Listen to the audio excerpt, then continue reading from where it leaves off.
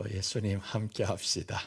우리 주님 함께하는 시간, 또 즐거운 시간이시길 바랍니다. 여러분 듣다 보면 재미없다 그렇지는 않죠. 재밌지도 않고 재미없지도 않다.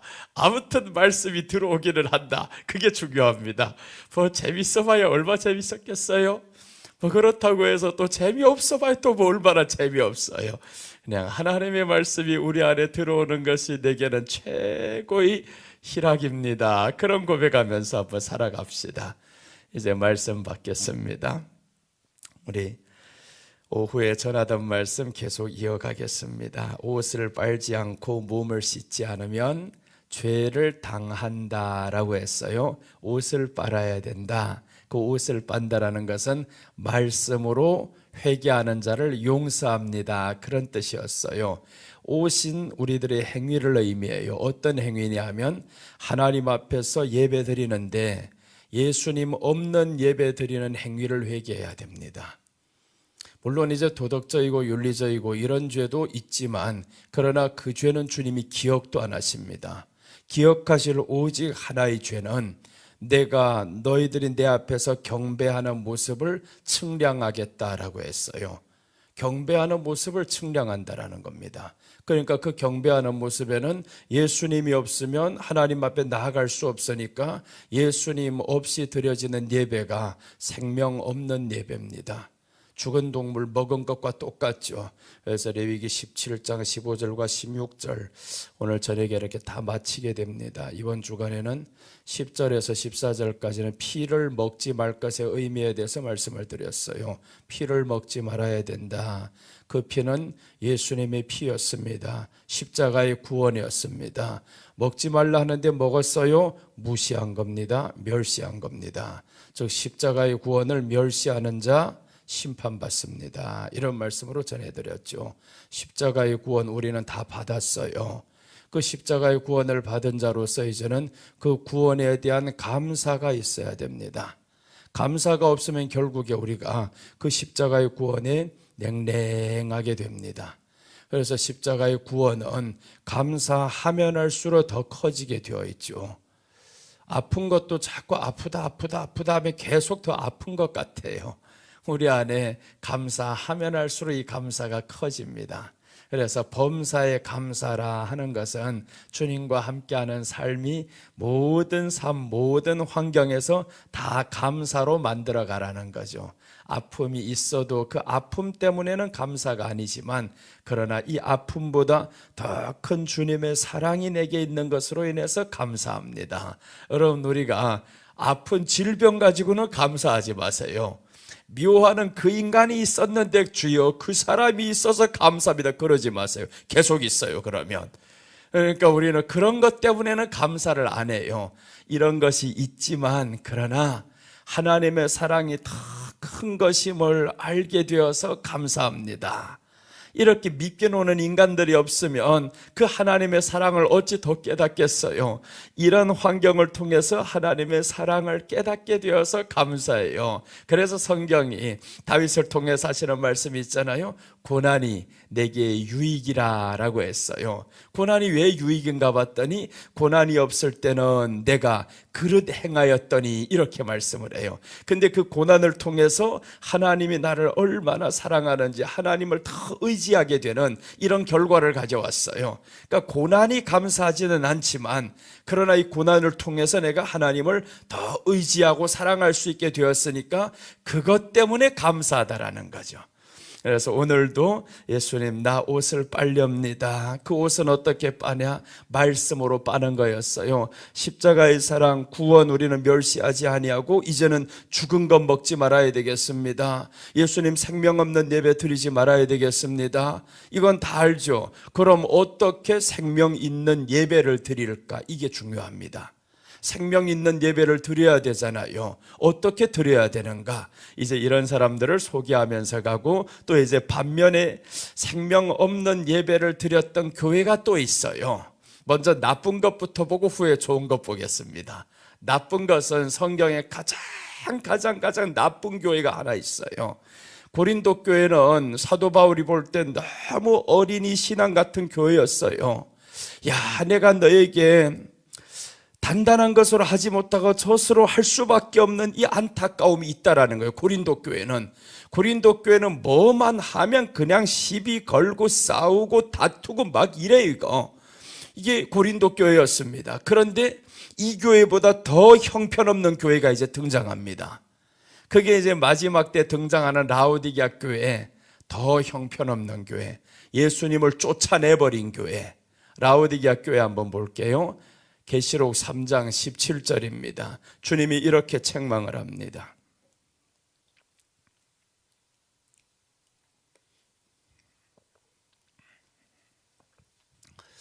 자, 이제 라오디게아 교회 3장 17절 보시면 네가 말하기를 나는 부자라 부요하여 부족한 것이 없다 하나 네 공고한 것과 가련한 것과 가난한 것과 눈먼 것과 벌거벗은 것을 알지 못하는도다. 교회가 모른다라는 겁니다. 어떻게 벌거벗은 것을 몰라요? 모릅니다. 말씀이 어디 갔어 이거? 옷을 빨아야 되는데 이 옷을 빨고라고 했습니다. 옷을 빨고 해야 되는 빨기는커녕 옷을 벗었다라고 했습니다. 여기는 벗음. 이게 지금 라오디게아 교회입니다. 라오디게아 교회는 가련한 것과 가난한 것과 눈먼 것과 벌거벗었다라고 합니다. 아니 빠는 거는 그나마 그래도 희망이 있어요. 옷이 더러워졌으니까 행동이 더러워졌고 예수님 없는 예배를 드려서 이제 하나님 나 깨달았어요. 예수님 예배 드려야 되겠어요. 책망하면 이들은 옷은 빨 수가 있어요. 말씀을 통해서. 근데 여기는 희망이 없습니다. 벗어버렸어요. 완전히 옷 벗고 사는 사람들이 있어요. 이거 예수님이고 뭐고 없습니다. 교회 안에서 그냥 자기 소리면 다 해야 돼. 이거 막 이렇게 끝까지 나가는 사람이 있죠. 이건 옷 벗은 사람들입니다. 말씀이 안 들어가는 사람이에요. 말씀 그런 사람들 들어가게 해달라고 기도도 하지 말아요. 안 들어갑니다. 절대 안 들어가. 그런 사람들은 대적하는 사람들은 말씀이 안 들어가요. 말씀은요 사모하는 자에게 말씀이 들어가지 대적하는 자에게 안 들어갑니다. 그럼 바울은 어떻게 예수님 믿었을까요? 바울은 대적이 아닙니다. 바울은 성경에 보면요 율법에 흠이 없는 자라고 했습니다. 율법을 지켰다 해서 바울이 그렇게 했던 것은요 하나님을 향한 대적이 아니라 하나님을 향한 정의를 베풀려고 한 것이 예수 믿는 사람들 잡아 죽이는 것이었어요. 그러니까 이 사람은 대적이 아닙니다. 다른 차원이에요. 이 사람은 지금 예수 믿는 사람들 이단이라고 생각했다. 막 율법에 근거해 보니까 이단인 거예요, 이 사람이. 그러니까 나타나는 것들만 보면 다 이단이에요, 이거. 그러니까 이 사도 바울이 근데 막 죽여야 되겠다 하다가 예수님이 한마디 딱 하시잖아요. 사울아 사울아 네가 왜 나를 핍박하느냐. 이 한마디에 사울이 깨지기 시작합니다. 자 보세요. 한마디에 깨지는 사람 악하면 깨지지 못해요. 네가 나 핍박해 했더니 사도 바울이 내가 언제 주를 핍박하였나이까 하면서 결국에 사도 바울이 여기에서 돌아서게 되잖아요. 사도 바울을 보면 옷 벗고 다니는 사람 아니었어요. 이 사람은 누구보다도 옷을 다 빨려고 했던 사람. 그래서 이제 뒤에 가보면 율법으로는 나는 흠이 없다. 어릴 때부터 율법을 지켜왔었고 가말리엘이 문화에서 내가 자랐었고 하면서 최고의 신앙적인 배경을 가진 사람입니다. 또 그렇게 살아왔었고 그러니까 하나님을 향한 정의 때문에 이 사람이 그렇게 행했을 뿐이지 악해서가 아닙니다. 사도 바울을 악했다는 사람들 절대 그 큰일 납니다. 악하지 않았어요, 이 사람은. 그런데 여기에 마지막 때 보니까 이 라오디게아 교회는 벌거벗었다라고 했으면 옷을 빨아야 되는데 벌거벗고 다닙니다. 가난한 것과 눈먼 것과 눈이 멀어버려서 보이지도 않습니다. 예수님 찾으라고 해도 보여야 찾지 이거. 그래서 이제 뒤에 18절 보면 안약을 사라는 거예요. 안약을 사서 발라야 된다 이제. 이렇게 하면서 이제 말하죠. 내가 너를 권하노니 내게서 불로 연단한 금을 사서 부요하게 하라. 그러니까 우리에게 해결 방법이 너 이제 지금 해결 방법이 있어. 아직 다 끝난 게 아니야. 불로 연단한 금을 사라는 겁니다. 그런데 이런 사람들이 연단을 받을 수 있겠어요? 못 받습니다. 불로 연단한 금은 보통 이게 믿음이 아니면 그 불 속으로 못 들어가요. 그냥 들어가다가 죽어버리지. 그러니까 이 사람들이 이제 희망이 없는 사람들이 됩니다. 불로 연단한 금을 사서 부요하게 하고, 그러니까 이 말은 예수님으로는 부요하지 않아요, 사람들. 예수님으로 부요해야 되는데 불로 연단한 금이면 고난 속에서도 어떤 일에 있어서도 예수님 때문에 부요해요, 감사해요. 그렇게 나가야 되는데 예수님이 일어난 부요는 없어요. 이제는 내게 있는 그것이 내게 오직 자랑입니다. 그래서 예수님이 하시는 말씀이 네가 부자라 하나 실제는 가난한 자다라고 말씀하죠. 너는 있다고 부하다 하나 너는 가난한 자로다라고 했습니다. 사람은 돈만 있으면 그것이 자기 부인 줄로 착각을 해요. 아닙니다. 예수님 말씀하잖아요.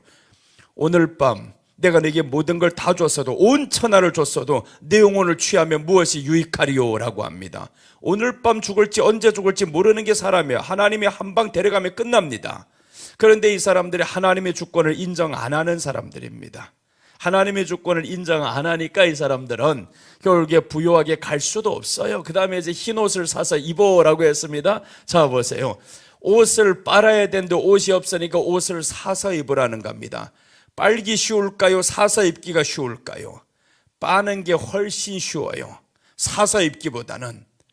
그래서 우리에게는 하나님이 이 사람들은 라오디게아 교회는 왜 이렇게 말씀을 하냐 하면 예수님을 이미 쫓아낸 교회입니다.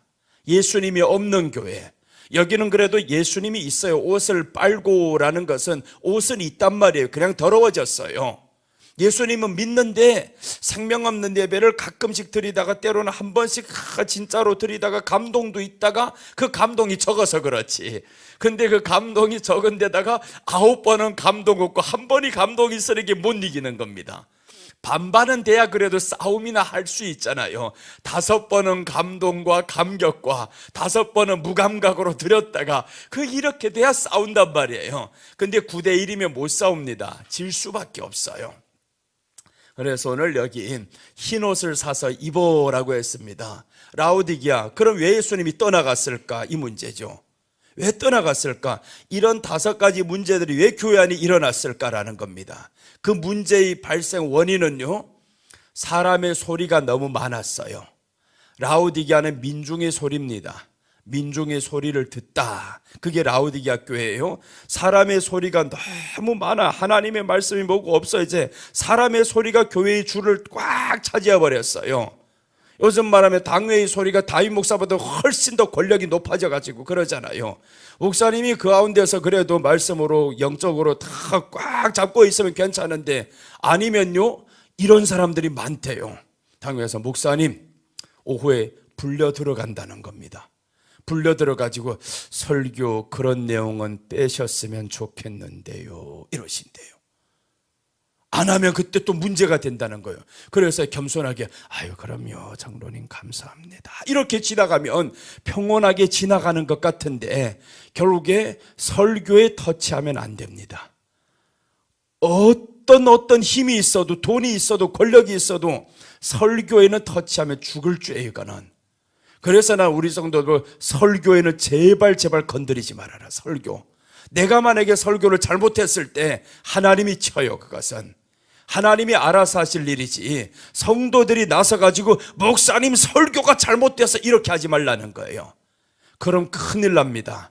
그런데 요즘에 사람의 말이 하나님의 말씀보다 더 높아져 버렸어요.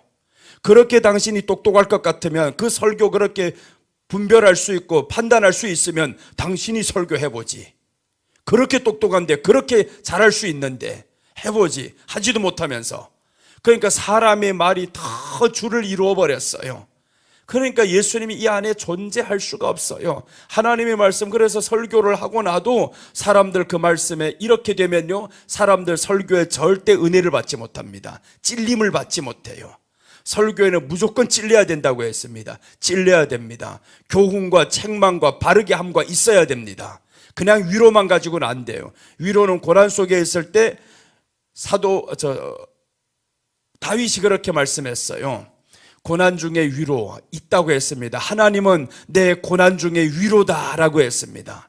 그러니까 고난 중에서 하나님이 위로이지만 그러나 설교에는 찔림이 있어요. 설교는 고난이 아니잖아요. 그러니까 찔림이 있어야 되는데 찔리지 않습니다. 그 사람의 말로 설교를 확 눌러버리는 이 사람이 찔리겠어요? 안 찔리죠. 그래서 사도 바울도 너희가 사람의 말로 받지 아니한 것에 감사한다고 했어요. 얘가 전하는 이 말씀에 사람의 말로 받지 말아야 된다. 자꾸 사람의 말로 받아요. 사람들. 그럼 이제 예수님이 떠나가죠. 이 교회에서. 그러니까 라우디게아 교회는 예수님이 없는 교회입니다. 쫓아보낸 교회. 그래서 여기 보면 이렇게 나오죠. 이제 옷을 사서 입어라고 했습니다. 벌거벗은 수치를 보이지 않게 하고 안약을 사서 눈에 발라 보게 하라. 안약을 사서 눈에 발라 보게 해야 되는데, 그럼 예수님만 따를 수 있는 게 이게 보는 거거든요. 근데 예수님만 따라가고자 하는 이런 믿음이 들어오지 않아요. 예수님이 이 안에 있어야 그런 믿음이 들어옵니다. 예수님을 내 생각으로, 내가 있던 모든 생각으로 다 쫓아버렸는데, 그러니까 오죽하면 예수님이 마지막 3장 20절에서 말씀하잖아요. 내가 문 밖에 서서 두드린다. 이 말씀이 너희 밖에 있다, 지금 안에 있는 게 아니라 밖에 있는 처지가 되었어요. 사람들 한번 다툴 때 보세요. 예수님이 있나 없나? 밖에 있습니다. 이 안에 있으면요, 그렇게 하다가도 놀라서 내가 지금 뭐 하는 거야? 이래야 되는데 안에 없어. 이거 다 예수님을 쫓아내버렸어요. 한 번에 쫓아내겠습니까? 예수님 한 번에는 안 나가요. 예수님을 너무 숨막히게 만들어 이거. 그래서 5가지 이 문제가 이 교회 안에 쭉 발생하니까 예수님 쫓겨나갔어요. 그럼에도 불구하고 멀리 가지 않아요. 문 밖에 서서 두드리노니라고 했습니다. 이게 말세 교회의 현상이죠. 옷을 빨아야 된다. 어떻게 빠느냐? 예수님의 말씀으로 빤다고 했어요. 말씀으로 회개. 말씀으로 회개하면 용서입니다. 자, 우리가 회개하면 용서한다, 이런 말씀들은 많이 들었었잖아요. 회개하면 용서합니다. 그런데 회개는 어떻게 되냐 하면 말씀으로 회개되는 겁니다. 그냥 회개 안 됩니다. 기도의 제목들 보면 이런 제목들이 있어요. 회개의 영을 주시옵소서라고 합니다. 회개의 영. 그 회개의 영은요, 말씀이 들어와야 그 말씀이 나를 찔러야 회개가 되는 거예요. 말씀이 찌르지 않는 회개는 회개 아닙니다. 뉘우침뿐인 거예요. 그래서 우리는 이제 성경을 통해 옷을 빨고 했는데, 뭘로 빨아야 되나? 물로 옷을 빨고 했잖아요. 물로 빤다는 건 성경이 그렇게 말씀합니다. 말씀으로 옷을 빤다. 회개는 행위를 의미하죠. 신앙의 행위를. 그래서 신앙의 행위를 빨 수 있는 것은, 용서할 수 있는 것은 말씀이다라는 겁니다. 그래서 우리가 말씀 예배 드릴 때는 반드시 책망이 있어야 된다, 찔림이 있어야 된다. 이런 찔림이, 그래서 성경에서 찔리잖아요. 사람들 찔립니다. 그 베드로 설교했을 때 마음이 찔려라고 나오죠. 찔려. 이런 찔림이 있어야 되는 거예요. 그 다음에 찔렸을 때 돌을 드는 사람이 있는가 하면 마음이 찔려서 우리가 어찌할꼬 하는 사람이 있고, 두 종류의 사람이 있는데, 여러분은 기도해서, 목사님들은 기도해서 주여 스데반 설교했던 그런 성도는 우리 교회에 없게 하소서 기도하셔야 돼.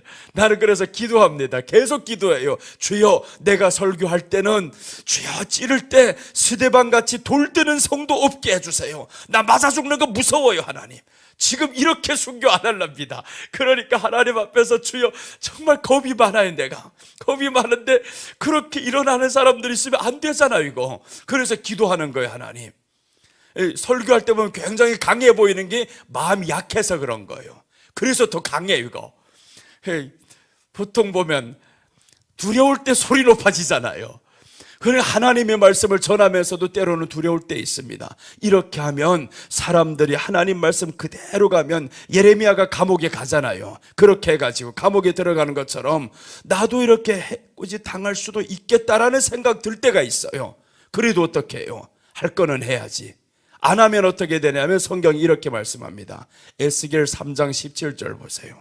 해야 될 것을 안 했어요. 내가 하나님은 이렇게 지금 말씀해서 있는데, 전해야 되는데 안 했습니다. 그럼 어떡하냐 하면 이제 에스겔 3장 17절 이렇게 말씀합니다. 에스겔에게 하시는 하나님의 말씀입니다. 인자야, 내가 너를 이스라엘 족속의 파수꾼으로 세웠으니 너는 내 입의 말을 듣고 나를 대신하여 그들을 깨우치라. 자 보세요.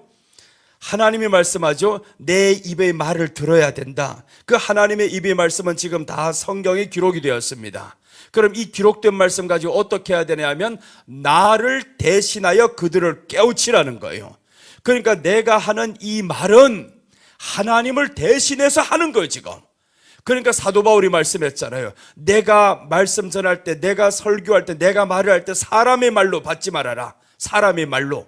그래서 사람의 말로 받는 사람이 있어요. 목사님 어떻게 알고 그렇게 내 중심을 찌르냐고, 누구 가서 고발했냐고. 이런 사람이 있어. 절대 아닙니다. 고발이 아니라 하나님의 말씀이 성령이지 그 감동을 줘서 이 마음을 찌르게 만드는 것뿐이지. 그래 내가 누구하고도 상담을 안 하는 거예요. 상담을 안 해요. 상담하면 그 사람의 사정을 알거든요. 이 사람이 누구를 어떻게 말하는 거 다 알거든요. 그럼 나는 그런 뜻에서 안 해도 이 사람들은 그렇게 생각하는 거예요. 누구 목사님께 고자질했어, 이거 말했어. 사람과 대면을 거의 안 합니다. 말씀 증거할 때 안 만나. 이거 만나면 꼭 이런 소리 하는 사람들이 있어. 이거 그래서 만나질 않아요. 하나님의 말씀은 나는 오직 하나님의 말씀에 있는 그대로 감동으로 전하는 거예요. 누구에게 감정을 품고 하는 게 아니야. 그렇게 해서 전합니다. 자 보세요. 대신하여 하잖아요. 나를 대신하여 그들을 깨우치라고 했어요. 깨우쳐. 그럼 여기에서 두 가지 반응이 나와요. 깨우치는 사람이 있는가 하면 안 듣는 사람이 있어요. 자 이제 18절과 19절까지 봅니다. 가령 내가 악인에게 말하기를 너는 꼭 죽으리라 할 때 네가 깨우치지 아니하거나. 자 보세요. 하나님이 말씀한다는 거예요. 나를 대신해서 말해. 악인에게 너는 죽는다. 죽는다. 이 말 하기 쉬워요? 죽는다 쉽지 않거든요. 장로님, 권사님 죽어. 쉽습니까? 쉽지 않아요 이거. 그러니까 이렇게 하니까 이제 말을 못해요. 이제 너는 꼭 죽으리라 할 때 네가 깨우치지 아니하거나 말로 악인에게 일러서 그 악한 길을 떠나 생명을 구원케 하지 아니하면 그 악인은 그 죄악 중에서 죽으려니와 내가 그 핏값을 네 손에서 찾겠다라는 거예요. 이 큰일 나잖아요 이거. 그러니까 목사님들은 잘 믿어서만 구원이 아닙니다. 하나님의 말씀 잘 믿는 것보다 중요한 것은 있는 그대로 하나님이 전하라 하는 그대로 있는 그것을 전해주는 겁니다. 너 죽는다 하면 말해줘야 됩니다. 그 사명을 받은 사람이 사무엘이었어요. 사무엘이 성전에서 자고 있잖아요. 그 어린 나이에 어머니 품을 떠나서 성전에서 자고 있습니다. 그렇게 자다 보니까 하나님이 말씀이 왔어요. 사무엘아, 사무엘아. 한 번도 들어본 적이 없으니까 엘리에게 찾아가잖아요. 이게 반복 3번 되면서 엘리가 드디어 이제 정신 차렸어요. 이제 다시 사무엘아, 사무엘아 하면 내가 여기 있나이다 말씀하세요 하고 들어라.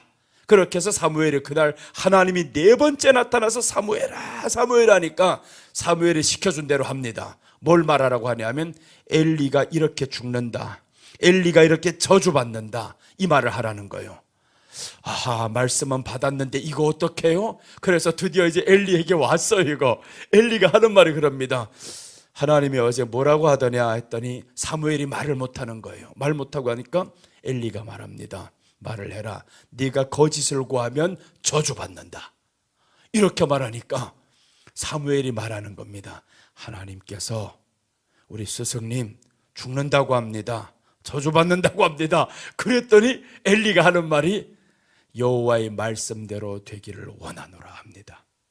말씀대로 되기를 원하노라. 하나님의 말씀 있는 그대로를 전해주더니 엘리는 그대로 죽고요. 엘리 2 아들도 전쟁에서 죽고 이렇게 되잖아요. 자 여기서 보면 이렇게 네가 말하지 않으면 그 사람은 그 죄악대로 죽는다는 거예요. 근데 그 죽은 핏값을 내게서 찾겠다라는 겁니다. 이 얼마나 무서워요? 그래서 나는 선택을 했어요. 사람에게 돌을 맞으랴 하나님께 심판을 받으랴. 사람에게 맞는 게 덜 아프죠. 하나님께 맞는 것보다. 하나님은 치매 영원히 버립니다. 이때는 죄값을 찾을 때는 어떡하겠어요? 큰일 나잖아요. 그래 나는 하나님이 무서워요. 사람보다 하나님이 무서워요. 사람도 때로는 무서울 때가 있어요.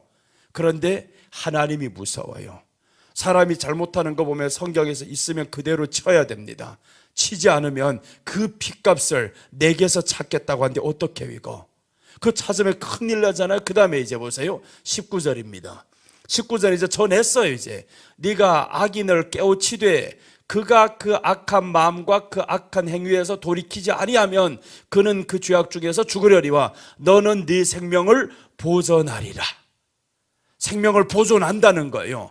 그는 말씀을 들었는데도 회개 안 한다 이 말이죠. 그래서 말씀을 들었다고 다 회개하는 게 아닙니다. 말씀만 들으면 다 회개하는 줄로 알고 있어요. 안 해요. 강팍한 사람들은 안 합니다. 그럼 이 사람은 그대로 죽어요. 그 죄대로 죽지만 그러나 그 핏값을 내게서는 안 찾겠다. 그래서 요나에게서 하나님이 찾지 않는 겁니다. 내가 오후에 말씀드린 요나가 설교 제일 못하는 사람 중에 한 사람이라고. 그냥 한 것도 없습니다. 뛰어다니면서밖에 안 했어요. 뛰어다니면서 하나님이 심판한다, 하나님이 심판한다. 그것도 냄새 풀풀 풍기면서 옷도 갈아입지 않고.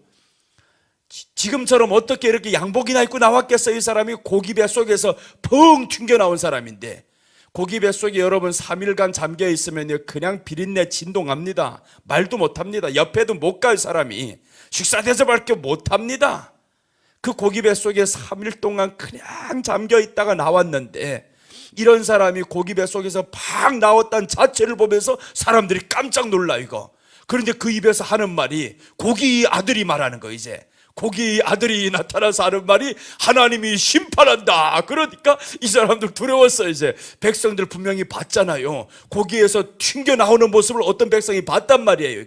그러니까 사람들이 깜짝 놀라서 고기에서 어떻게 사람이 나왔어? 이거 신이야, 신이야.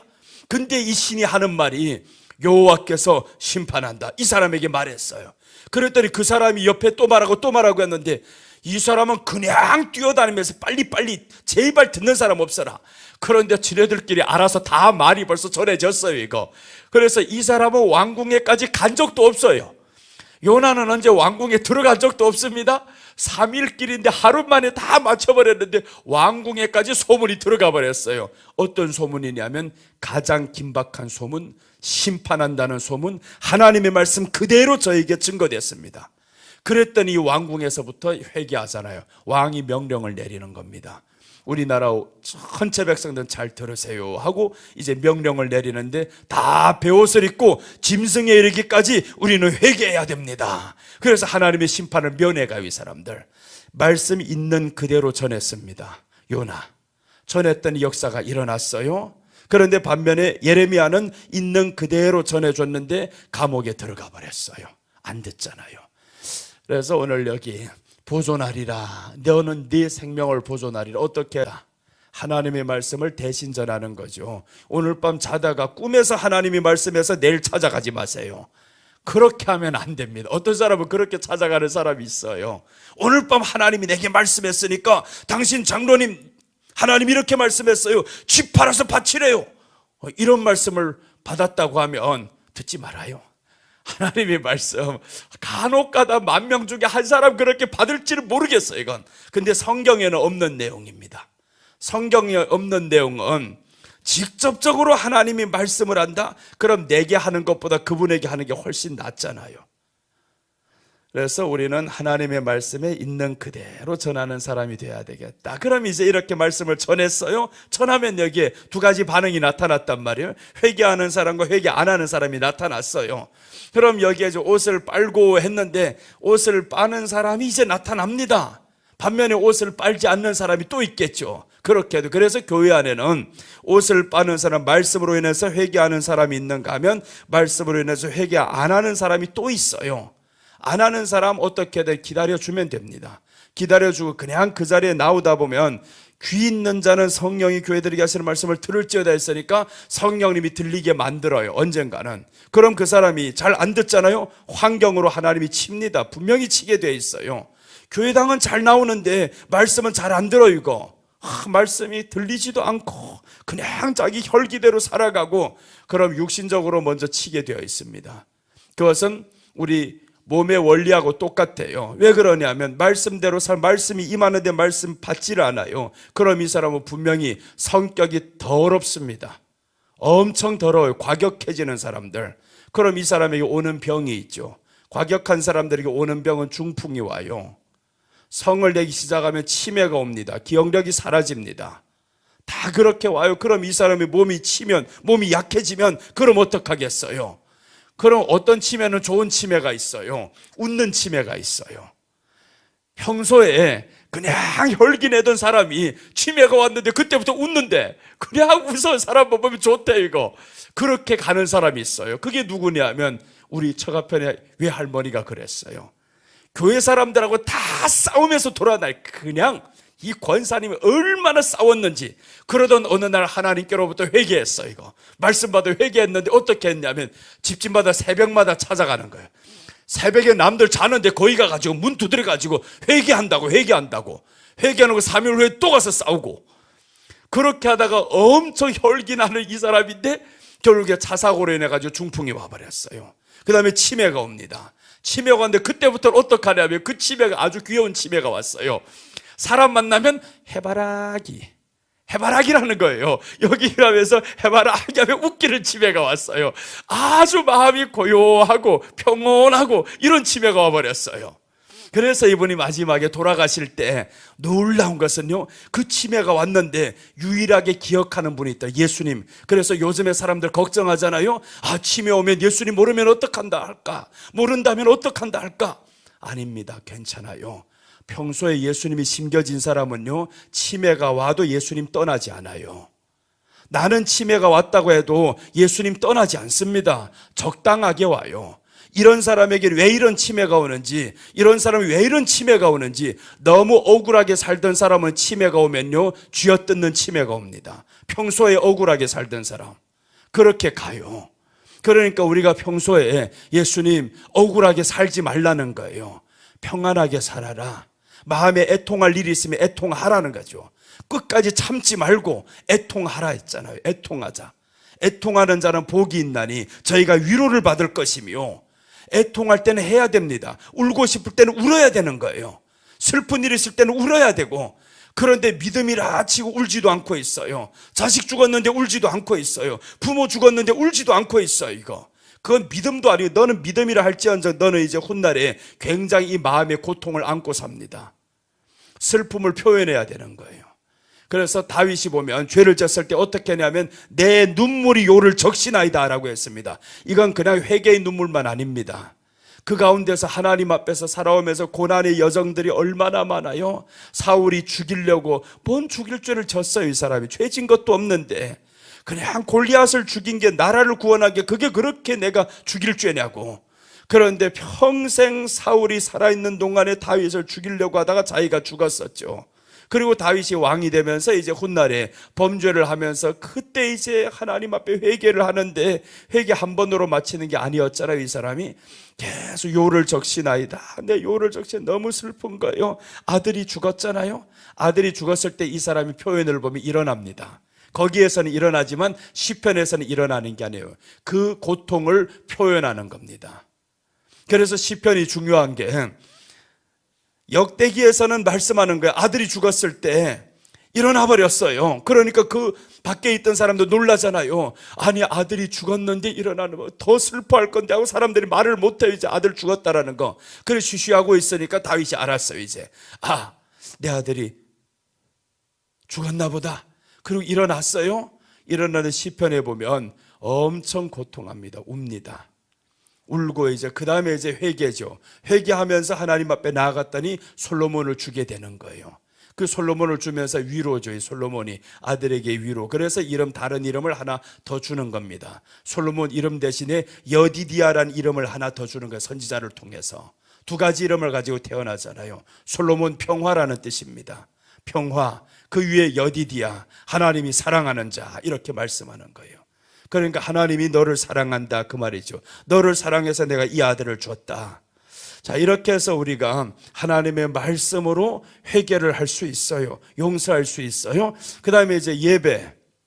그럼 어떻게 하면 우리가 생명 있는 예배를 드릴까? 여기는 생명 없는 예배를 드리는 사람들, 옷 벗고 다니는 사람들입니다. 눈먼 사람들, 예수님 눈에 보이지도 않아요. 안중에도 없어요. 생각 속에도 없어요. 말씀도 안 들어와요. 이런 사람들은 이제 끝납니다. 끝날 날이 멀지 않았어요. 그래서 내가 만약 그런 사람이라면 빨리 돌아서야 됩니다. 빨리 돌아서지 않으면 하나님의 손길이 될 때면 늦었어요. 이미. 그러니까 하나님이 손대기 전에 누구를 먼저 손대게 하냐면 목사님의 입을 통해서 먼저 치게 만들어요. 내가 치기 전에 네가 내 말씀을 빨리 전해라. 빨리 전해라. 내가 칠 때면 끝나는 날, 심판날입니다. 하나님이 칠 때는 심판날이에요. 그러니까 하나님이 마지막 때 종들을 보내는데 예수님이 오실 때도 보세요. 수많은 사람들을 계속 보내는데 죽였더라 했죠. 그래서 예수님이 예를 듭니다. 어떤 임금이 있는데 종들에게 맡겨두고 갔는데 그 종들이 자기 밭을 내놓지도 않고 해서 이 임금이 사람을 보내는 거예요. 종들을 보냈는데 그 사람들이 이를 죽여버렸어요. 또 한 사람을 보내도 또 죽여버렸어요. 마지막에 최후는 아들을 보내는데 아들은 공양하리라 라고 했는데 아들까지 죽였대요. 이렇게 하면서 이런 예가 나오잖아요. 그 실제 그렇게 됐죠. 하나님이 자기 땅에 지금 선지자들을 보냈는데 그러다가 결국에 이 아들들, 이 선지자들을 다 죽여버립니다. 다 죽이고 예수님이 왔는데 아들까지 죽였잖아요. 그러니까 어떻게 돼요? 이스라엘이 심판받잖아요. 주 70년에 그냥 사라지게 만들잖아요. 아니 어떻게 다시 회복된 나라인데 그 이스라엘 나라가 남유다로부터 그냥 포로로 마지막 그 남은 자들을 끌어들여 가지고 계속 회복시켜 놨는데 그 회복되었던 나라가 어떻게 한순간에 없어지는 이런 일을 겪냐고요. 그런데 하나님이 놀라운 것은 마지막 때에 그 그루터기들이 있어가지고 또다시 회복시킬 때 그것은 이제 인자가 문 앞에 왔다라는 거죠. 인자가 문 앞에 왔다. 이제는 이스라엘이 다시 한번 회복이 되었다라는 것은 마지막 때의 시작이다. 그런데 지금 더 마지막 때는 어디냐면 라우디게아 교회는 더 마지막입니다. 인자가 올 때는 이스라엘이 독립하고 회복이 될 때는 인자가 올 때가 됐다 여기지만 근데 라우디게아 교회는 인자가 어디에 왔냐면 내가 문 밖에 와서 두드린다 하잖아요.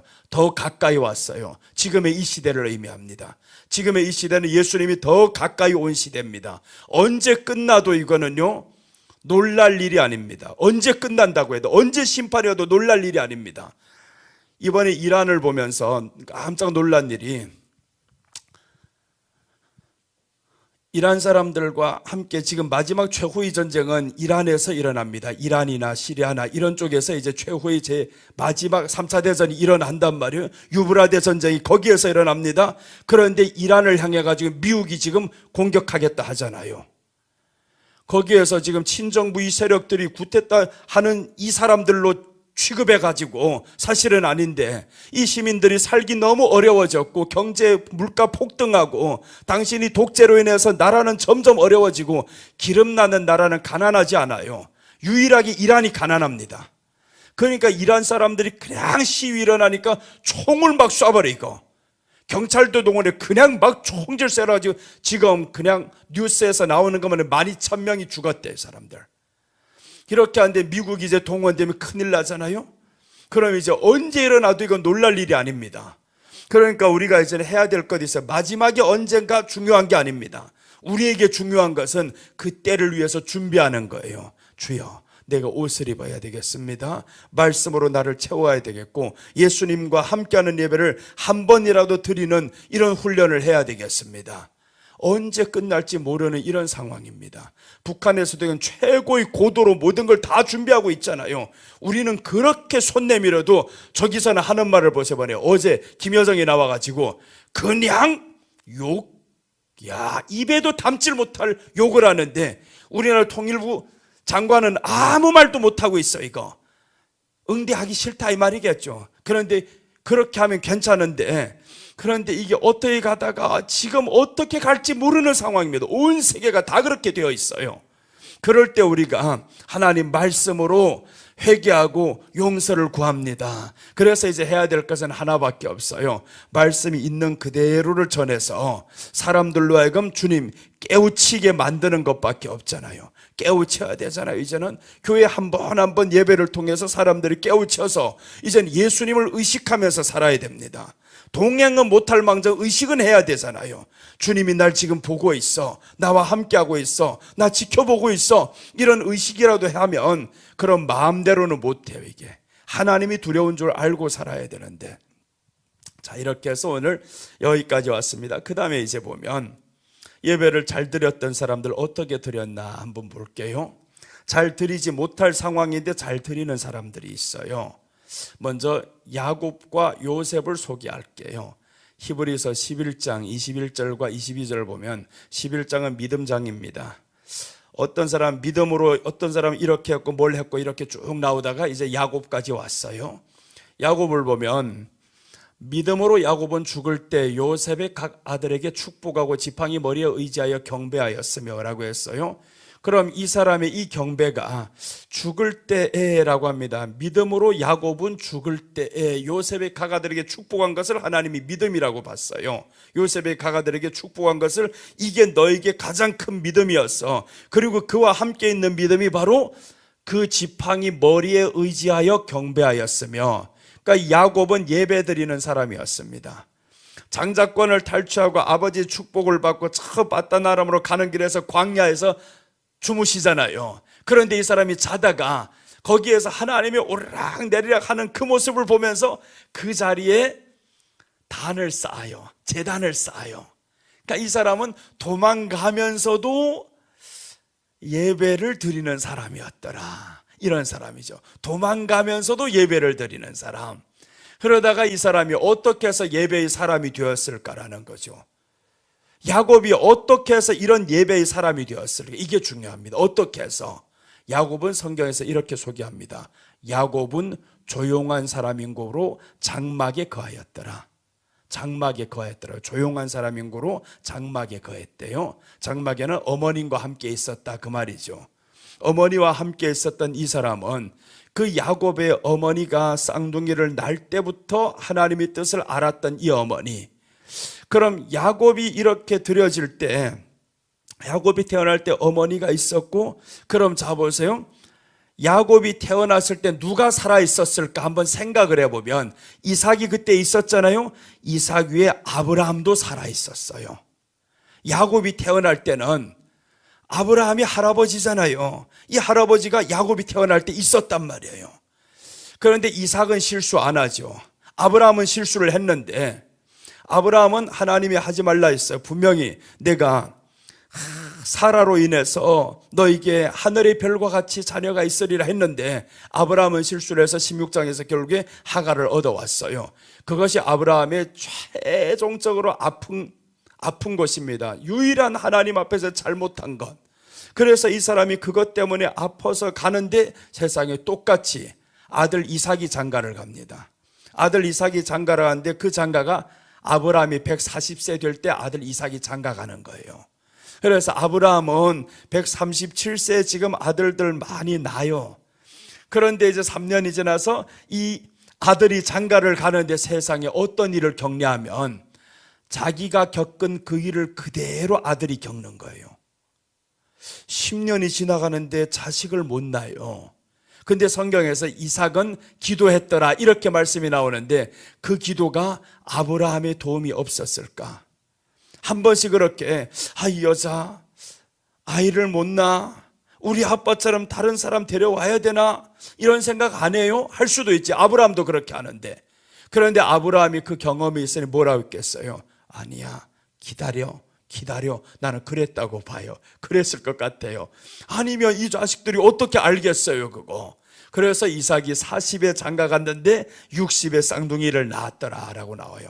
20년이 걸렸죠. 아브라함은 10년 만에 이제 이스마엘이 나오고 25년 되는 해 또 이제 이삭이 나오고 그렇게 됐어요. 그럼 이 이삭으로부터 나오는데 이삭이 장가를 갔다 이렇게 얻은 아들이었어요. 아브라함의 아픔을 겪고 얻은 아들 이삭. 그러니까 이삭에게 똑같은 그런 일이 있을 때 아브라함이 조언을 했을 거란 말이요. 야, 좀 참아라. 기다려봐라. 하나님이 나를 보면 모르겠냐?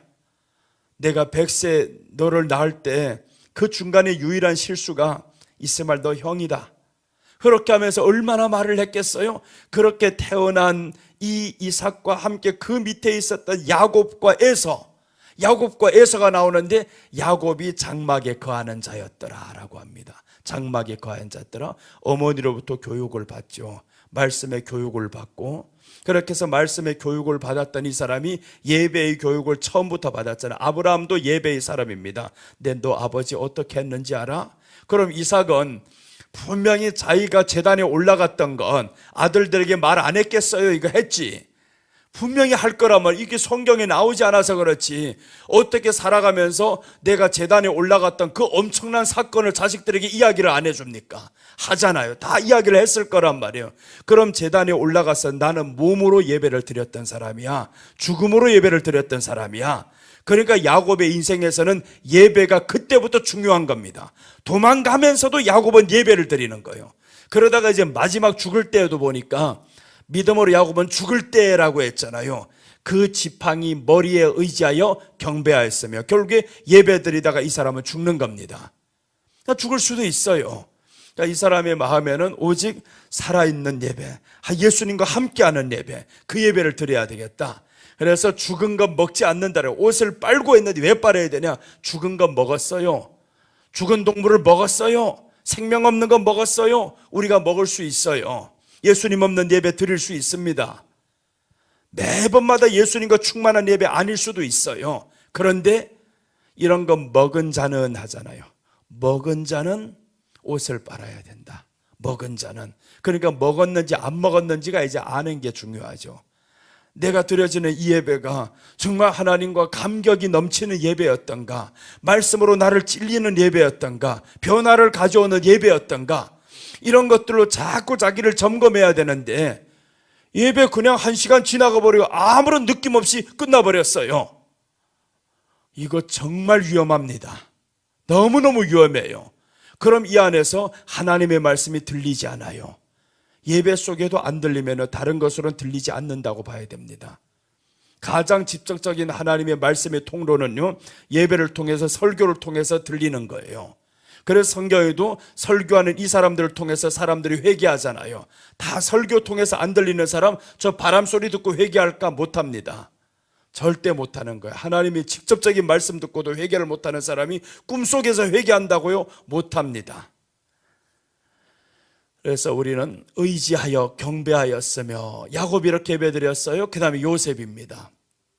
22절 보면 믿음으로 요셉은 임종시에, 자 보세요. 이제 요셉도 다 믿음으로 임종시해죠. 죽을 때였어요. 야곱하고 요셉만 죽을 때라고 했지 다른 사람은 죽을 때가 아닙니다.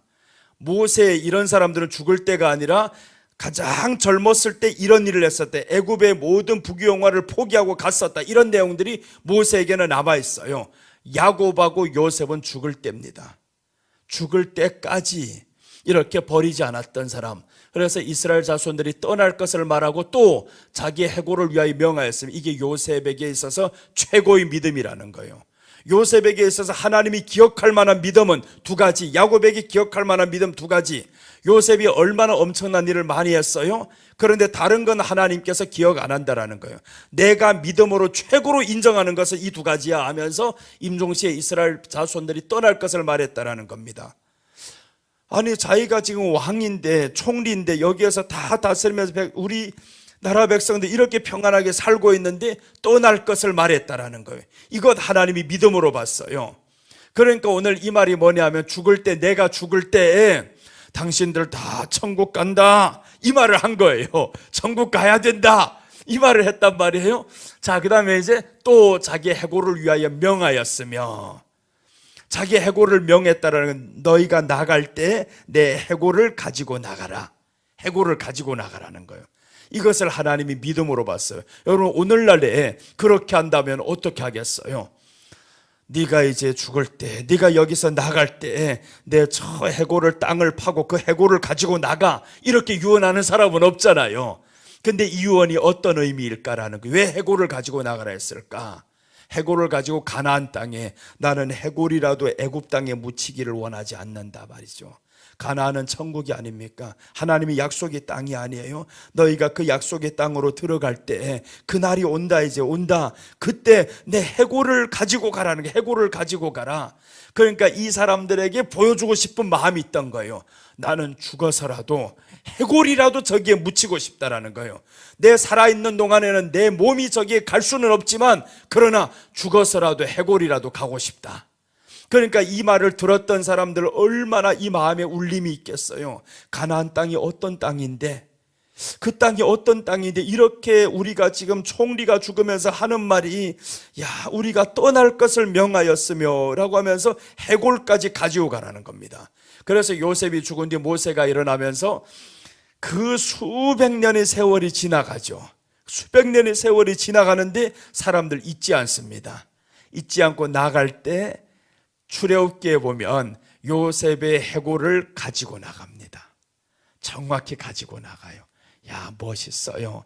이제 모세에 한번 설명드리면서 요셉의 어머니가 어떤 예배를 모세의 어머니가 어떤 예배를 드렸는지 한번 말씀드릴게요. 이제 예수님과 함께하는 예배였어요. 모세의 어머니 이름이 요게벳입니다. 요게벳이란 이름의 뜻은요, 여호와는 영화로우시다 이런 뜻입니다. 여호와는 영화로우시다. 그러니까 요게벳이 자기가 이름을 부를 때마다 여호와는 영화로우시다, 여호와는 영화로우시다, 하나님께 영광, 하나님께 영광 이런 뜻이죠 지금. 그런데 이 여호와는 영화로우시다, 하나님께 영광에서 결국에 이제 결혼을 하게 됩니다.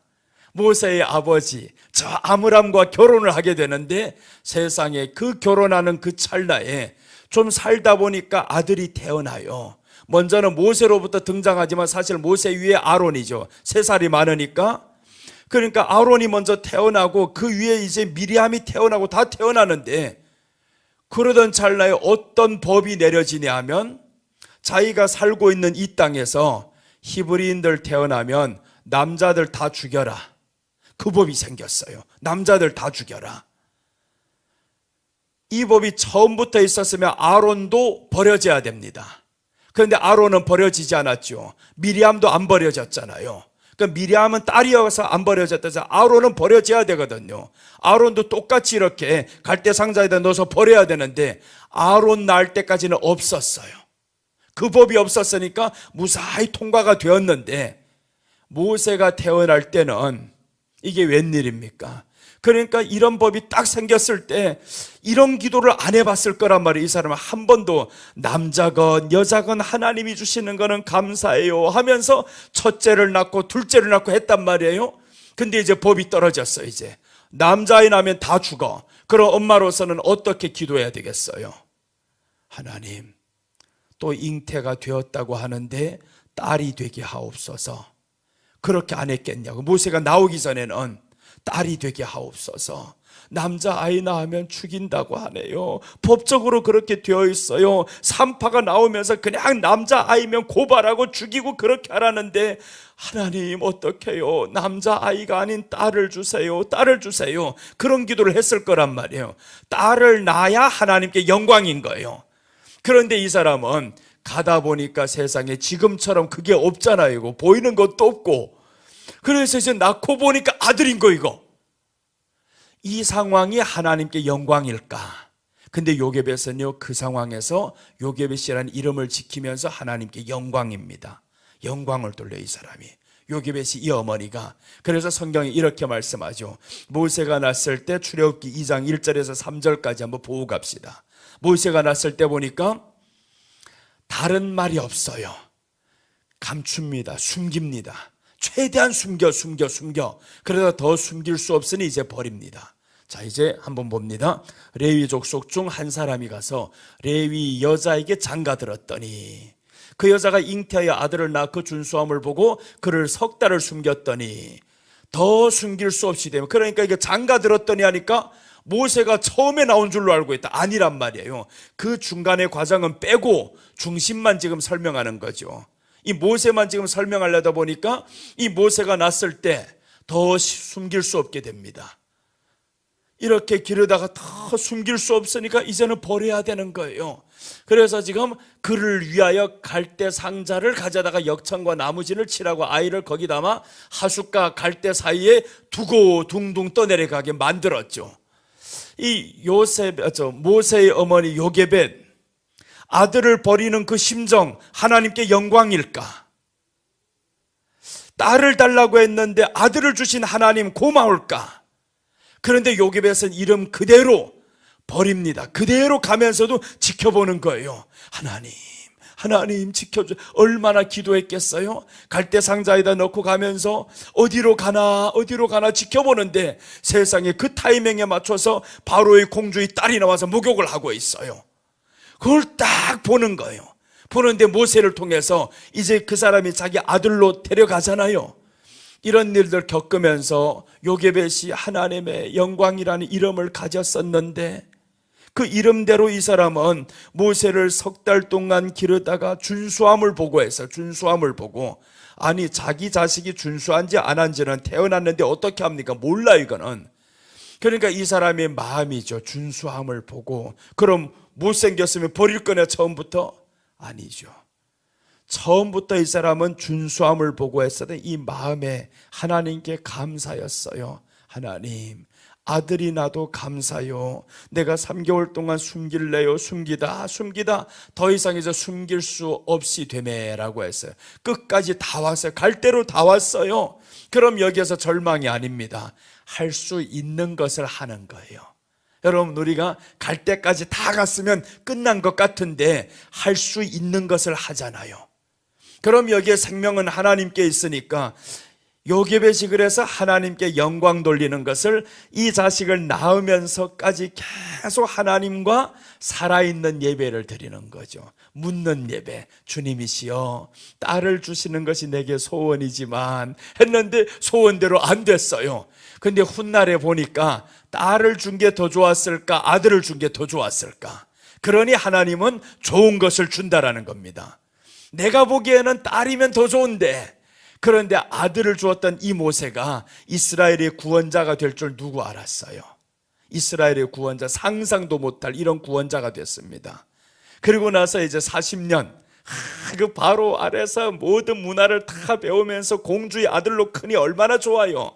그 공주의 아들로 크면서 나도 거기에 가서 우리 아들과 이렇게 자유롭게 살아가면서 너무 좋은데 40이 돼서 사고가 터지네요. 또 하나님, 드디어 살만하게 됐어요. 이제 하나님 영광 돌립니다. 살만하게 됐는데 세상에 요게벳의 이 마음을 또 한 가지 쿵 놀라게 할 만한 사건이 터집니다.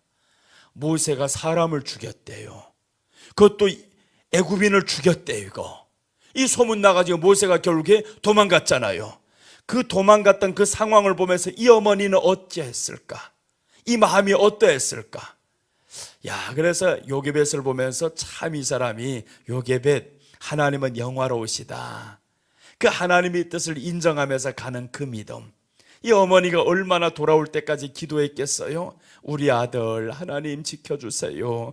물에 떠내보낼 때부터 시작해서 하나님이 지키셨던 하나님, 이렇게 계속 기도의 내용은 없지만 요게벳이 아마 천국에서 모세를 만났을 때 다 이야기할 것 같아요. 이거 나 이렇게 했었다 하는 것들을 만나서 뭘 하겠어요? 천국 가서 할 사람, 얘기할 사람은. 그래서 나는 아마 시간이 모자랄 것 같아요. 가서 다 성경에 있는 인물들하고 가서 만나서 그때 그 심정 어땠어요? 말이라고 하나 그러지 않겠어요?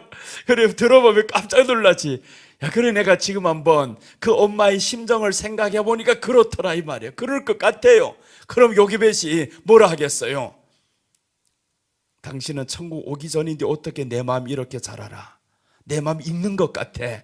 요게벳이 그러면 나는 이제 거기 가서 감사합니다. 깨우셔서 감사합니다. 그 요게벳 하나님 영화로우시다. 그래서 40년 뒤에 다시 돌아오니까 모세가 그때부터 엄마는 아직은 모르잖아요. 이 구원할 수 있는 거지 모른단 말이에요. 바로에게 무작정 쳐들어가는데 혼자가 아니라는 거예요. 형까지 같이 들어간다는 거예요. 엄마가 얼마나 놀라겠어요. 엄마가 놀라죠. 깜짝 놀라. 모세라는 이름은요, 엄마가 지은 것 같은데 사실은 바로의 공주가 지은 거예요. 물에서 건져내었다. 그래서 모세라 했습니다. 바로의 공주가. 그럼 이 엄마는 모세를 낳으면서 그냥 준수함을 보고 이렇게 키웠단 말이에요. 준수함을 보고 3개월 동안 키우다가 그렇게 해서 결국 80에 다시 돌아온 것 보니까 그때 엄마가 돌아갔을까 안 갔을까? 안 갔을 수 있어요. 왜 그러냐면 아므람이 몇 살에 죽냐면 137세에 죽어요. 아므람 아버지가 187세에 죽으니까 모세가 80에 여기에 돌아왔을 때, 애굽에 돌아왔을 때 아버지가 57세였다라는 거죠. 아버지가 57세. 그럼 요게벳은 몇 살인지를 몰라요. 그럼 그때 늦게 시집간 사람은 아니겠죠. 몇 살에 장가 갔더라 그건 모르겠어요 이거. 근데 보니까 137세 이 사람이 죽어요. 이런 모습을 보면서 요게벳이 드렸던 그 예배가 정말 환경 가운데서 원하는 대로 되지 않았을 때 그럼에도 불구하고 하나님을 끝까지 의지하면서 갔었던 이 요게벳, 하나님과 함께하는 그 마음이었었죠. 내가 원하는 대로는 되지 않았어요. 그런데 하나님께서는 오히려 더 잘 만들어주고 좋게 해주시고, 그래서 우리가 기도하다 보면 내가 원하는 대로는 되지 않아요. 그러나 하나님 지나고 보니까 더 좋은 것을 주셨더라, 선하게 역사했더라. 그렇죠. 그래서 우리 예배는 예수님 생명 있는 예배를 드려야 된다라는 겁니다. 이 생명 있는 예배를 드렸을 때 과연 내가 원하는 대로는 되지 않은 것 같은데 지나오고 보니까 더 선하게 역사하셨던 하나님이었어요. 어려움의 일을 겪으면서 때로는 왜 나를 여기 보내서 개척하게 했는지 이해가 안 되죠. 여러분 같으면 이해될 것 같아요? 나 같은 이런 부족한 것이 저 강남, 압구정동, 신사동 그 사이에서 개척하게 하는데 사람들 나를 얼마나 손가락질 했는지 몰라. 그때 그냥 만나는 사람마다 무시하고 손가락질하고, 전도사님 같은 사람은 저 구로동에 나가서 개척을 해야 돼요, 뭐 이런 사람들이 있었어요. 강남이 어디라고 여기 와서 하냐고 무시하고 조롱하고 많았습니다. 그런 것들 다 겪어와야 됩니다. 그래서 내가 지금 사람들이 아픈 마음을 너무 잘 아는 거예요. 상처받았던 그 마음들 다 받아봤어요. 무시를 받아봤었고 조롱을 받아봤었고 다 받아보니까 참 아프더라. 그래서 마지막 하나의 비결이 있다고 보니까 상처받음 속에서 내가 계속 그 아픔 가운데 있으면 나만 손해다. 그래서 상처 안 받기로 결단을 했습니다. 누가 뭐라 하든지 그날 괴로우면 그날이 족하다. 기도해서요 잘 안 되죠. 이 마음에 아팠던 마음이 잘 안 떠납니다. 그럼 어떡하냐 하면 이 안에서 기도로 쫓아내버려요. 나는 기뻐한다, 기뻐할 수 있다, 할 수 있다. 이 안에 답답해요. 상처받은 마음들 쭉 있잖아요.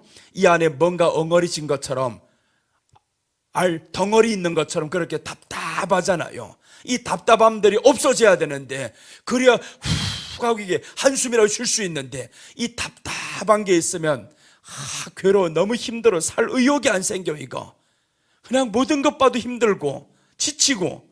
그래서 이런 상황 가운데서 그게 목회할 때였습니다. 다른 때도 아니었어요. 어떻게 목회하면서 이런 일을 겪어. 이거 사람들이 무시와 이런 것들 다 겪어보면서 주님이시여 하면서 주님 당한 무시와 이런 것들 생각하면서 이제 내가 살 길을 찾아야 되겠다. 그 살 길을 찾아낸 것이 지금 사람의 말을 묵상하지 말아야 되겠다. 그 성경에 있더만요. 보니까 성경에 있는 것을 이건 왜 이제야 발견했을까? 여러분 보니까 내가 발견한 것은 사실은 내가 뭐 만들어낸 게 아닙니다. 성경에 있는 그것을 그때야 깨달았던 거예요. 내가 살아야 되겠다 싶으니까 그제서야 이렇게 해보고 나니 성경에 있더라고요. 주야로 묵상은 하나님의 말씀을 해야 되는 거구나. 나를 무시했던 목사님은 저 강남에 살 사람이 아니야. 이 말을 묵상하지 말고 내가 지금도 잊혀지지 않는 한 사람, 소망교회 권사님, 우리 교회 건물주, 그 건물주가 우리 교회가 다 망해가지고 내가 지금 7개월을 월세를 못 냈어요. 그 권사님한테 쫓겨나오면서 월세는 깎인 채로, 월세가 깎인 것만 해도 이게 가슴이 터질 판인데 이 권사님이 마지막에 뭐라 하냐면 30만 원까지 더 뺏어갔어요. 이거 너무 화가 나기를 한데 가져가시면 가져가시라. 어차피 1,500만 원 다 깎였는데 뭐 남을 것도 별로 없고 30만 원 더 가져가려면 가져가시오 하고 응대를 하고 싶지 않았어요. 그냥 그 사람은 뭐라 하면 응대하고 싶지도 않고 너무 화는 나는데 싸우고도 싶지 않고 용기도 없고 그냥 가지려면 가지세요 하고 그냥 모든 거 다 정리하고 마쳤어요. 이제 마쳤는데 하나님의 위로하시는데요, 누군가가 전화가 왔어요. 목사님 교회를 내놨다면서요, 이런 말이 왔어요. 이미 다 나갔는데 교회 다 내놓고 이제는 어디 가셔요 하면서 목사님 한번 만납시다 하는 거예요. 그게 성당의 자매님이었어요. 부동산 사장님. 성당 다니는 사람이 우리 교회가 거기 들어갈 때 이분을 통해서 우리가 거기 들어갔어요. 그러니까 내가 나간다는 소식을 이분이 알았던 거예요. 나는 말도 안 했는데. 그래 이분이 전화가 와서 목사님 한번 만나요 해서 갔는데 세상에 다 끝난 것 같았는데 이분이 봉투에 200만 원을 넣어서 주더라고요. 권사님도 아니에요.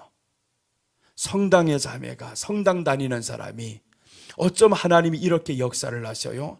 30만 원 잃었던 것보다 200만 원 보니까 웃음이 오대요. 바로 너무 감격스럽고 그 30만 원의 화가 사라지더라고요. 바로 이거.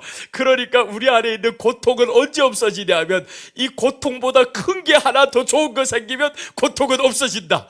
그래 내가 그때부터 발견한 것이 야 우리는 고통이 계속 있을 수 있어요. 근데 하나님의 사랑이 더 큰 것이라고 인정하게 되면, 발견하게 되면 이 고통은 아무것도 아니구나. 그래서 그 돈을 주신 분이 누구겠어요? 그분이었지만 사실은 하나님이 주신 거죠. 하나님이 그 사람의 마음을 움직였었고, 그러니까 그 사람에게도 너무 고맙지만 하나님께 너무 감사하잖아요. 하나님은 나를 버리지 않으시는구나. 그러면서 이제 이 아픔들이 사라지더라고요. 그래서 아픔 이기는 비결이 이 아픔보다 더 큰 좋은 것이 있어야 아픔이 생각나지 않는구나. 그래서 이 안에 있는 아픔들 계속 소화시키는 훈련만 자꾸 하다 보니까 지금은요 우울증인 사람들 만나면 설교 듣다가 회복이 돼요. 왜 그래? 내가 우울증을 겪었던 사람이거든요. 그러니까 이런 우울증을 겪었던 사람이다 보니까 우울한 마음과 상태가 어떤지 알아요. 그러니까 그게 너무 안타까워요. 말씀 안에서 다시 한번 회복이 되고 이제는 내게는 우울한 마음이 안 들어와요. 어떤 일이 있어도 우울한 마음이 안 들어와요. 누가 뭐라 해도 우울하지도 않아요. 신경도 안 씁니다. 지금도 보면 무시하는 사람들 있어요. 어떤 때 보면. 그래도 보면 아유 괜찮아, 아유 신경 쓰지 마라. 그냥 그 사람이 하는 말이야 뭐 터지디비니까 나오겠지. 그냥 확 바늘이 있었으면 가서 꼬맬 수도 없고 꼬매봐면 또 어떻게 되겠는가. 그 사람이 가만히 있겠어요 이거? 그래 꼬맸다 가만히 있지도 않는 거 그냥 터진 입 그대로 두라, 마음대로 하라 그러고 나는 그 말만 묵상하지 말자. 그래서 그때부터 내가 생각하는 게 묵상은 하나님의 말씀만 하자. 이 사람의 말은 두 번 다시 생각나지 말게 하자 이제는. 그래서 하나님의 말씀에 더 막 집중을 했어요. 이제는 더 집중을 하고 여기에 푹 빠지기 시작하고. 그래서 내가 성경에 미쳐버렸던 그 시절이 있었습니다. 되는 일은 없고 하니까 성경에 미쳐보자 그냥. 그래서 성경 안에 계속 미치고 이 안에서 파묻혀 살다 보니까 새벽에 교회 나오면 나오는 사람 없어요. 저녁 8시에 들어갑니다. 그럼 새벽부터 시작해가지고 저녁 8시까지 계속 성경 읽으면서 말씀 공부하면서 이렇게 하루 종일 가고 3년 반을 그렇게 지났어요. 아무도 만나주는 사람도 없고 만날 수 있는 사람도 없고. 그래서 3년 반 그렇게 지나고 나니까 내 안에 말씀이 채워지더라고요. 이 말씀이 채워지니까 그때부터 이제 다스려집니다. 사람이 말을 해도 이제 웃어요. 그냥 상처 주면 웃어요. 지나가면 됩니다. 누가 뭔 말을 해도 괜찮아, 신경 안 써요.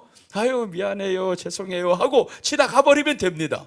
아무것도 아니더라고요. 결국에 이기고 보면 아무것도 아닌데 이기는 과정에서는 너무 힘들더라.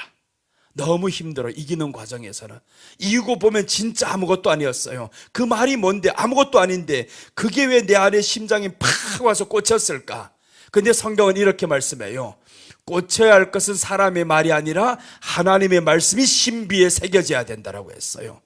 우리 신비에 새겨져야 될 것은 하나님의 말씀인데 왜 사람의 말이 내 신비에 자꾸 새겨져 이거?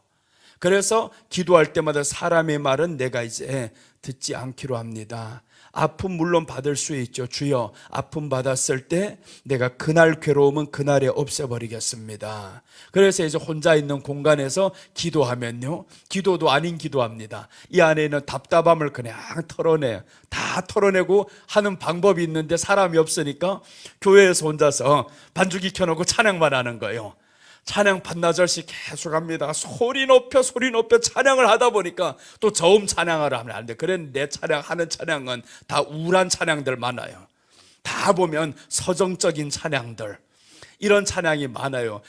그 멀고 험함부터 시작해서 그 찬양을 하면서 울면서 찬양을 하고, 그럼 내가 은혜를 받아요. 멀고 험한, 지금도 그거 하면서 녹음해 놓은 거 있어요.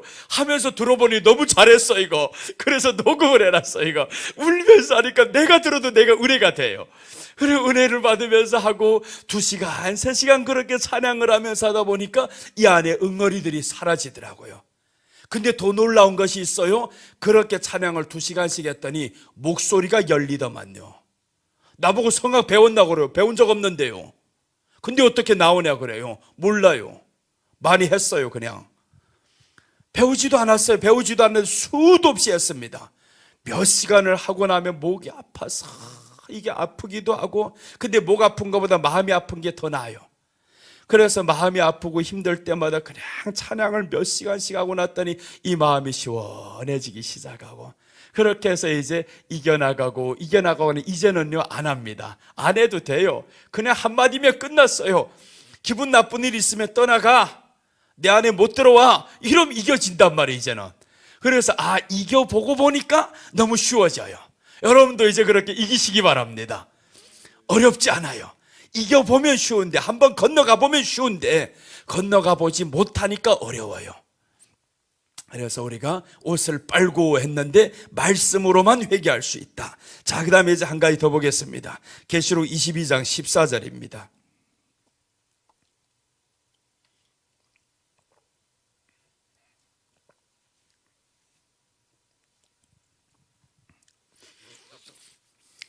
제가 이렇게 아픈 거 몰랐어. 우리 집 사람도 몰라요. 그 어디 가서 이야기하겠어요. 내가 이렇게 힘들었다, 아팠더라. 지금 설교 듣고 있으면 야, 저렇게 힘들대 왜 힘들지 않겠어요? 하는 것도 없고 사람도 없고 힘들지. 그런데 그 힘든 거 한 번도 보이지 않았습니다. 그냥 나는 기쁘게 사는 사람인 줄로 알고 있어요. 근데 우리 집사람이 한마디를 해요. 왜 찬양을 하면 계속 그렇게 다운되는 찬양을 하는가 그래요. 그게 다운되는 거 하고 싶어서 하는 게 아닙니다. 슬픈 찬양들 하고 싶어서 하는 게 아니에요. 인생길이 그렇게 슬프다 보니까, 힘들다 보니까 그런 찬양들이 나갑니다. 그 찬양이 있잖아요. 뭐 새가 그물에 걸려 하는 찬양인데 갑자기 생각이 안 나요. 그 새가 그물에 걸리게 그 찬양을 들으면 마치 내가 그물에 걸린 새 같아 이거. 그러면서 이 불쌍한 새야 하면서 하다 보면 마지막에 일어나라 막 이런 찬양도 있잖아요. 가사가 또. 그래서 그거 하다 보면 또 다시 일어나고 그물에 걸린 이 새야, 원치 않은 이런 일들 겪어보면 이런 찬양들 계속 많아요. 그래서 주일날에도 찬양을 하다 보면 이런 거 하자 그러고 우리 집사람 바꾸래요. 빨리 이 찬양 이런 거 하지 말라고. 다 다운된다고. 다 다운된대. 근데 나는 그런 찬양에 은혜되는데 이제는 바꿨어요. 그래서 되도록이면 이제는 좀 이제 슬픈 것보다는 그냥 빨리 하는 찬양들, 이런 찬양들 이제 바꾸기 시작했어요. 그래 왜 그러냐면 바꾸는 것도 내 안에 슬픔이 없어야 그런 찬양으로 바뀝니다. 내 안에 슬픔이 많으면요, 이 아픔이 많으면 기쁜 찬양을 해도요, 반드시 내가 너를 축복하리라 해도요, 슬픔이 많은 사람은 그렇게 안 합니다. 반드시 내가 너를 축복하리라. 반드시 이렇게 하는 거예요. 슬픔이 많은 사람들은 그래 축복하리라 하는데도 울면서 나가요. 하나님이 축복하신대 그렇게 나가요. 그래 내가 찬양을 자꾸 하면, 아니 기쁜 찬양인데 내가 하면 이상하게 마음이 아파진다는 거예요. 이 마음이 서글퍼진다라는 겁니다. 근데 이제는 바꿔버렸어요. 아니야, 나 이제 그렇게 안 살아, 기쁘게 살아. 그래서 오늘 계시록 22장 14절 한번 봅니다.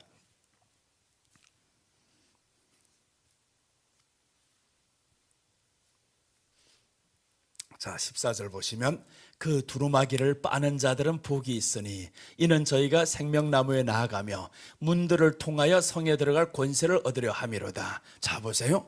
이제 두루마기를 빠는 자들은 했죠. 빠는 자들, 그게 옷을 빠는 자들입니다. 이 옷을 빠는 자들은 복이 있다. 이는 저희가 생명나무에 나아가며, 그럼 옷을 안 빠는 사람들은 반대로 말하면 뭐냐면 생명나무인 천국에 못 들어간다 그 말이잖아요. 옷을 빨지 않는 것은 예수님 믿는다고 할 수가 없어요. 예수님 믿는다라는 말은 옷을 빠는 사람들입니다. 이 말씀을 통해서 회개하는 사람들, 용서는요, 말씀을 통한 회개여야 용서가 되지, 말씀이 아닌 회개가 있을 수가 없어요. 그러니까 우리는 말씀을 통해서 하나님 앞에 회개를 하고, 이 회개하면 하나님을 용서하니까 우리는 이제 어디로 가냐면 생명나무에 나가서라고 하잖아요. 생명나무에 나아갑니다. 그 생명나무에 나가서 이제는 문들을 통하여 성에 들어갈 권세를 얻으려 함이로다. 그래서 옷을 빠는 것이 우리에게는 행복입니다. 가장 큰 행복이, 땅에서 살아가는 세월이 사실은 많지 않잖아요. 개척할 때는 소원이 40이었어요. 정말 40만 빨리 됐으면 좋겠다, 40이 됐으면 좋겠다.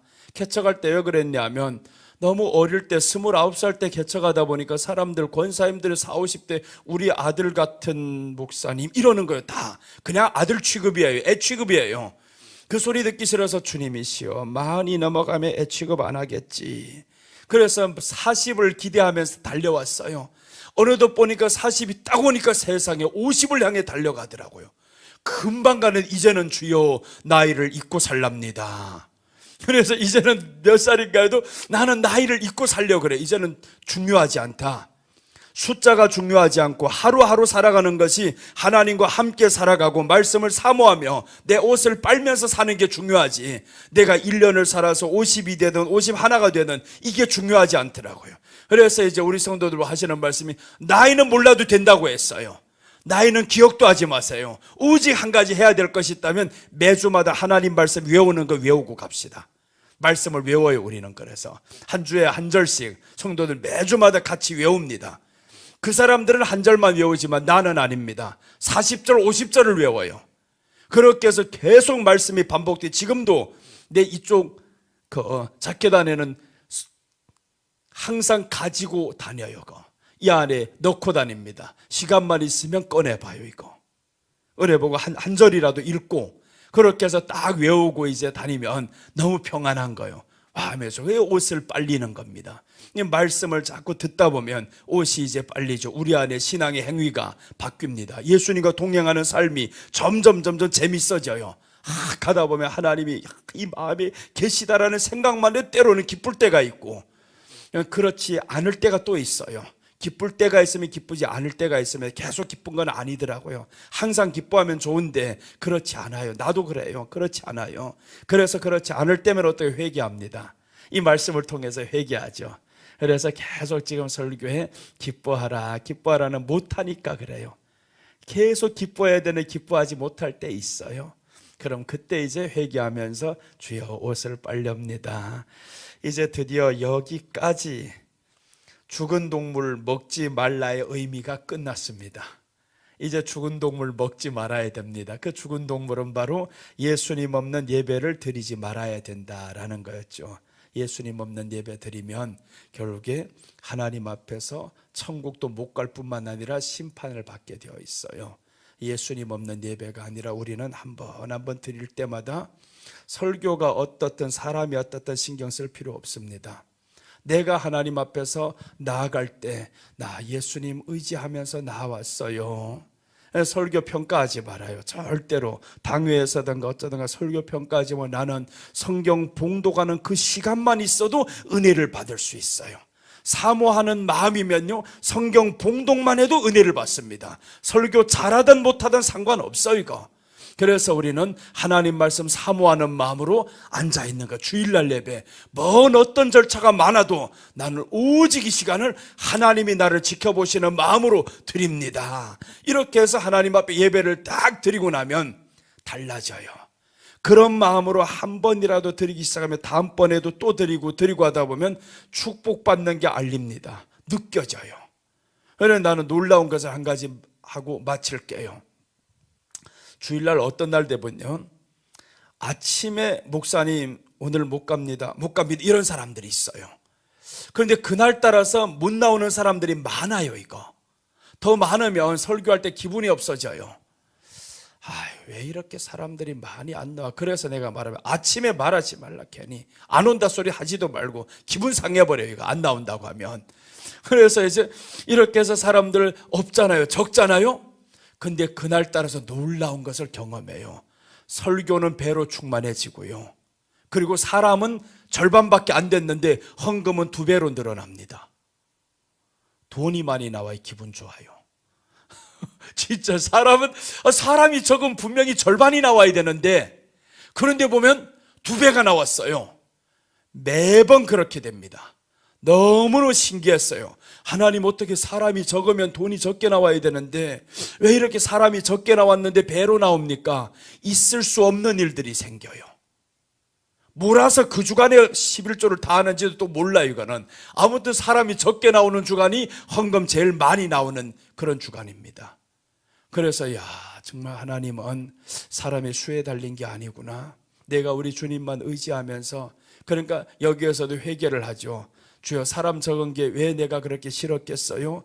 헌금이 적다, 돈이 적다, 이 생각이 먼저 또 들어가는 거예요.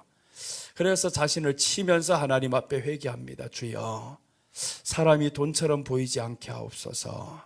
그렇게 이제 회개할 때가 많죠. 그래서 내가 거룩하지 않다, 그런 말을 항상 해요. 나는 거룩하지 않아요. 죄 많은 인간이에요. 이렇게 해서 때로는 마음도 이렇고, 진짜 그래요. 그런 마음 그대로 말합니다. 사람이 돈처럼 보여가지고 진짜 때 설교 안 했습니다. 사람이 돈처럼 보이는 거예요. 강남에서 목회를 시작하는데 사람이 돈처럼 앉아있는 사람이 10,000원짜리로 보여요. 차는 벤츠 타고 나오는데 10,000원을 헌금해요. 그러니까 벤츠가 안 보이고 10,000원이 보이더라고요. 요 10,000원짜리야, 10,000원짜리야. 앉아보니까 10,000원짜리 30명 앉아봐야 30만 원밖에 안 되는데, 4주를 해봐야 우리 매 시간마다 헌금도 안 하잖아요. 교회는 주일날 한 번밖에 안 하는데 4번을 이렇게 넣으면 120만 원밖에 안 나와요. 월세는 250만 원이에요. 사례비는 상상도 못합니다. 그래서 사례비 없이 몇 년을 계속 살았어요. 아니, 나와야 하지, 월세도 안 나오는데. 그래서 그때부터 보니까 사람이 그냥 머릿수가 하나가 돈처럼 보여가지고, 이러다 큰일 나겠다. 주여, 이 목회를 못하겠습니다. 그래서 회개를 해서 하나님께, 사람이 돈처럼 안 보이게 해주세요. 그렇게 하자면 내가 이제 거기에서 초월해야 되는데, 그때부터 이제 초월합니다. 이 하나하나 초월하면서 사례비 딱 그때는 줘야 된다 그랬어요. 돈이 없어도 목사님에게 사례비는 줘야 된다. 대신 내가 받아가지고 다 바쳤습니다. 안 받는 거하고 똑같으나 원리가 달라요. 목사님에게 사례비를 딱 주면 나는 다 바치고, 어차피 월세가 다 해야 될 사건들이니까 내가 지금 다 바쳐서 해야지. 그렇게 사례비를 받아서 다 바쳐서 월세 또 이렇게 하고 하다 보면 모자라면 또 이제 다른 데 충당해서 또 이제 하기도 하고, 그렇게 해서 계속 오다 보니까 이제는 초월이 되는데, 지금에 와서는 걱정이 없어요. 이제 이런 걱정을 하나님이 싹 가시게 만들었어요. 이유를 보니까 내가 초월을 하니까 하나님도 모든 건 넉넉히 주시더라고요. 여러분, 그래서 우리가 어려움이 있다 해서 그 어려움의 환경만 보지 마시고요, 그 위에 계신 하나님을 의지하면서 내가 거기에서 헤어나오면 그럼 이 환경도 빨리 지나가요. 근데 계속 그 가운데 잠겨 있어 보니까 나오지 못하더라고요. 이 고난의 길이 너무 길어집니다. 그래, 내가 어떻게 이렇게 미련하게 살아왔을까? 빨리 깨달았으면 강남이 아니라 거기서부터도 이렇게 되었을 건데, 그것은 늦게 깨달았어요. 늦게 깨닫고 보니까 이제는 절대로 사람의 돈처럼 안 보이고, 많이 하는 사람도 돈처럼 안 보입니다. 그냥 하나님의 은혜로 하는 겁니다. 하나님이 주신 것으로 하는 겁니다. 당당해지더라고요. 이제 우리 주님을 의지하면서 여러분, 우리가 날마다 승리하는 저와 여러분 되시기를 축복합니다. 이제 이번에 이렇게 하면서 여러분 정이 들었어요. 우리 검은 옷 입고 흰머리 장로님이셔요, 목사님이셔요? 다음 달에 또 오시면 내가 식사 대접할게요. 오늘 여기에 5번 이상 참석한 사람들이 많아요. 이런 분들은 2월 달에 오시면 이제 우리 고 목사님은 다음 달은 내가 식사 대접 꼭 합니다.